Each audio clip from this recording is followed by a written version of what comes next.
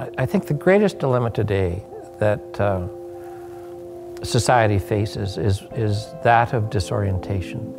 I think that people want to know that they belong and they want to know where they are. More and more, we live in a society where you don't know where you are. Every city is the same. Every suburb is the same. There is no realization of identity, no specific quality. So the human spirit, what it longs for is some kind of respite from that condition. Who am I and where am I?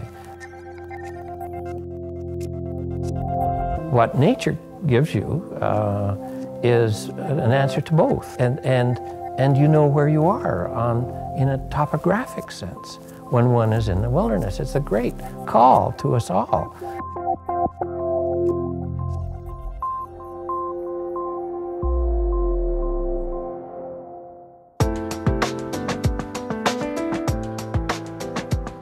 The 31-acre St. Patrick's Island sits in the Bow River opposite East Village, which will soon be home to 11,000 residents.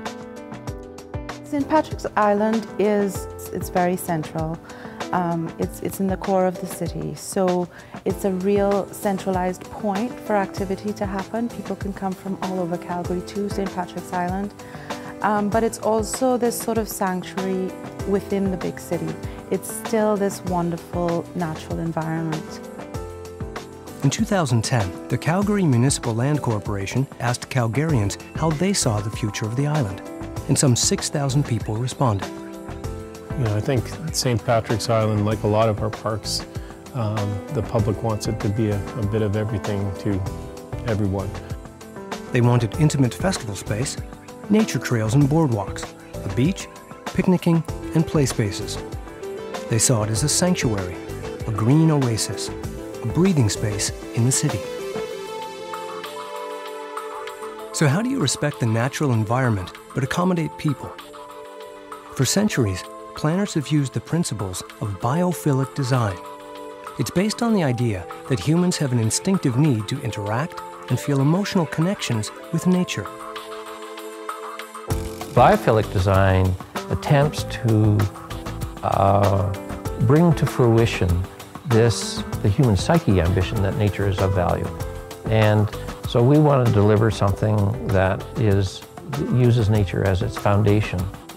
4 demonstration plans were created to illustrate how the design framework of biophilia might be interpreted on the island. These examples will provide inspiration to planners for the next stage of work, concept development and design. One relies on landforms, which are characteristic of the area.